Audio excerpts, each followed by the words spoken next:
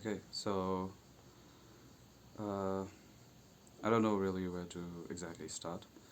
I'm just trying to follow with this particular idea that just make a video every day, right? Long form, short form, whatever kind of video.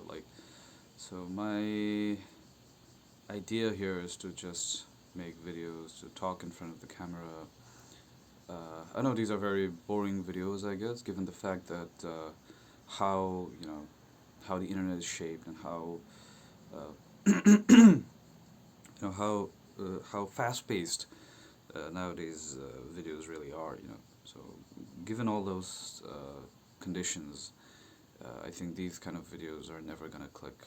Like nobody's gonna really watch them. But still, you know I'm making this video because this is something that is you know coming from the heart, right?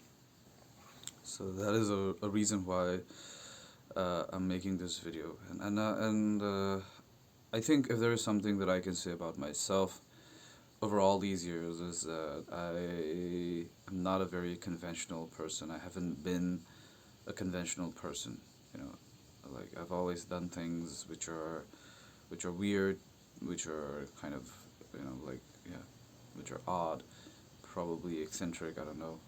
So I've not done things which are conventional to say the least, or at least like where I come from or the people around me. They wouldn't consider the way I'm doing things or the way I'm living my life is essentially like conventional. So, but yeah, I think from here on, the only lesson that I should take, or my key takeaway should be that I should dedicate my life, strive to be a better person, strive to be a better man. Uh, I probably will have a lot more failures along the way, but yeah, I think I'll have to just keep going along with it, keep going along with the ideas and the tracks and everything. I'm a little sad these days because the fact that I'll be leaving Japan. Not for any reason, like it's not like I'm forced to leave or something, but it's just that the circumstances are such that I'm thinking of some other plans, which would kind of I'm trying to see things a little differently, or there are certain obligations, personal obligations, I would say, which make me think that maybe it would be better if I go back home to Assam and start things anew. Yeah, so those are certain ideas that I have been having lately, and for those reasons, particularly, I feel like I've taken certain decisions. Probably they're harsh decisions, probably they're bold decisions, but yeah, I couldn't think otherwise. I couldn't uh, like evaluate things otherwise. So in that respect, or in that sense, I'm taking whatever decision it is that I'm taking. Reasons why I'm gonna miss Japan, or at least where I am. I mean, like Japan is, again, to say Japan would be a little abstract of a concept because like it's such a big. I haven't lived in many places within Japan, because I've primarily lived in Ibaraki, Osaka, where which was my base workplace, I would say. So I'm fundamentally gonna miss this place. I'm gonna miss the people that I work with and the students that I worked with. I'm gonna miss all of them, obviously. The environment, the circumstances, the peacefulness, everything, all of that. I'm gonna miss that. But it's just that certain things are not aligning at this moment. Certain things are not coming together the way I uh, probably expected, or like they should have come together. So in that sense, it's not balancing out. The things aren't balancing out. So for that reason, I have kind of decided to take a bit of a harsh step.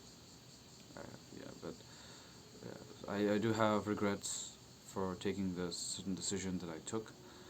But yeah, I think there is no turning back now at this moment. And I mean, I love Japan. I would love to come back to Japan. I mean, if I can get another opportunity, if there is ever something written like that on the cards, then yeah, I would definitely love to come back.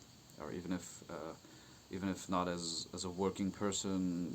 I would love to come here. Maybe as a tourist, obviously. I'd love to come back. So I don't know. I mean, it feels a little heavy. Like this particular apartment that I am in right now, I'll be leaving this apartment soon enough, within this month. So all of it feels sad. Like today, I'm gonna be going to a particular school, which will be the last time. If obviously because I've already put my resignation, and the word's gonna go out soon enough, and my last working day is gonna approach soon enough. So given all of those things, like I've been going to like 5 different schools, and today I'll be going to one of the schools, and it'll be like the last day in that school. So it is sad for me, because I've been working. I've been very diligent with my work. I've been very serious with my work. I never missed a day of work. I never maybe there have been gaffes. Maybe there have been moments where I could have performed better. But I always made sure that I always attended the school. I always made sure to be there on time, those kind of things. And I think I did a good job with that. But yeah, obviously, I could have been better. I mean, there was a lot of, you can say that there's a lot of, creatively speaking, this job had a lot of scope. So, from that point of view, maybe I could have done a lot more.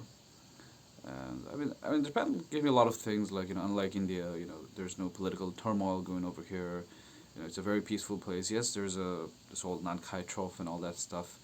It does make me a little scared sometimes, a little wary sometimes, a little concerned sometimes.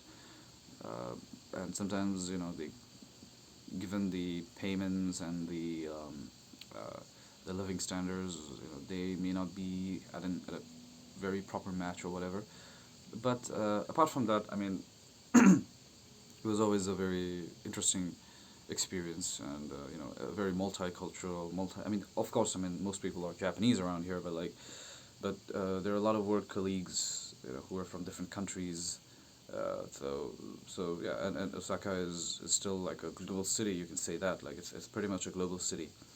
So considering all of those things, I got the opportunity to meet people from a lot of different countries, from a lot of different regions of the world. So those are some, like key things I would say, or instrumental things, or interesting things about living here in Ibaraki, in Osaka, Japan. And definitely just I hope that I don't forget. I mean, it's been like a little over a year of my life. Uh, I hope in the long run I don't lose these memories. You know, I just hope that. Yeah, I mean, maybe someday I might get way too old and like way too sick to maybe, and then maybe I'll forget. But at least for the short term, for the years to come, for the days to come, I just hope that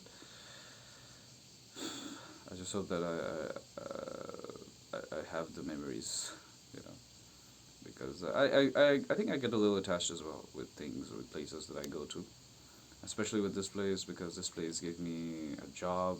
This place gave me people, and I really like the hospitality and the kindness, the warmth that the Japanese people tend to have. The politeness, the sweetness. It's kind of rare to.